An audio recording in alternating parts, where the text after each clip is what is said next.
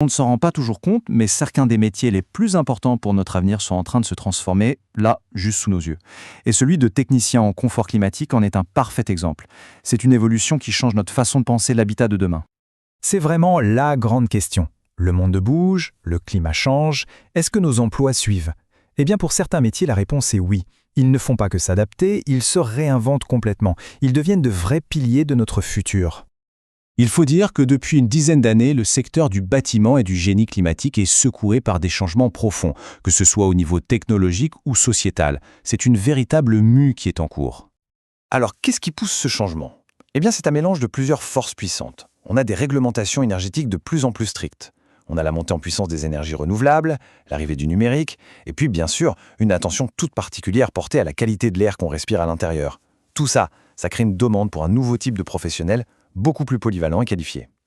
L'évolution est tellement fondamentale que même le nom du métier a dû être complètement repensé. Et attention, ce n'est pas juste un coup de peinture, c'est vraiment le signe d'une nouvelle identité professionnelle. Regardez la différence. Avant, on avait un titre un peu à rallonge qui listait toutes les technologies. Maintenant, on parle de technicien d'installation en équipement de confort climatique. Le mot-clé ici, c'est confort climatique. On ne se concentre plus sur la technique pure, mais sur le résultat final pour l'habitant. L'approche est beaucoup plus globale. Pour bien comprendre, avant, la profession était découpée en 4 grands domaines d'action, bien séparés les uns des autres. C'était une vision assez cloisonnée du travail en fait. Aujourd'hui, on a tout repensé pour que ce soit plus logique et intégré. On est passé de 4 activités à 3 grandes missions. Mais ce n'est pas une simple soustraction, c'est une réorganisation complète pour être plus efficace. Allez, rentrons dans le concret. Ça veut dire quoi être un expert en confort climatique aujourd'hui? Quelles sont ses missions au quotidien? On va décortiquer ça ensemble. Alors voilà le parcours type. Première étape, on ne se jette pas sur les outils.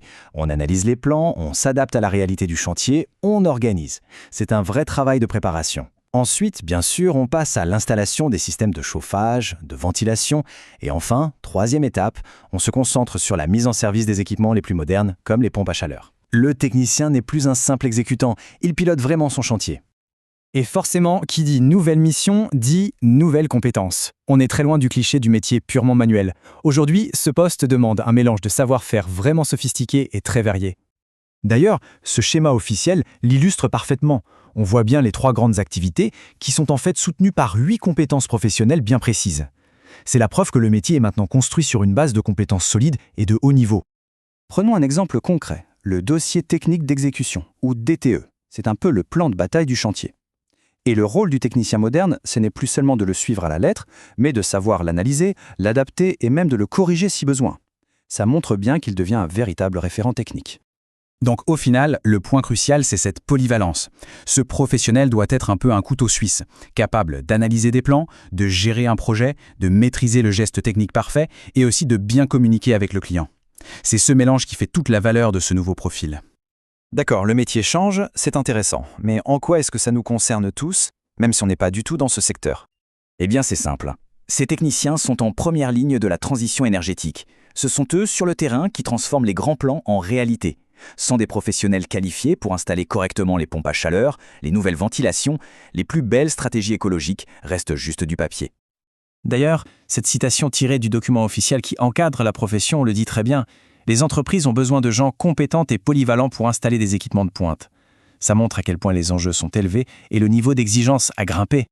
Tout ça, ça laisse à réfléchir. Cette transformation est probablement loin d'être un cas isolé. Ça ouvre une question assez fascinante.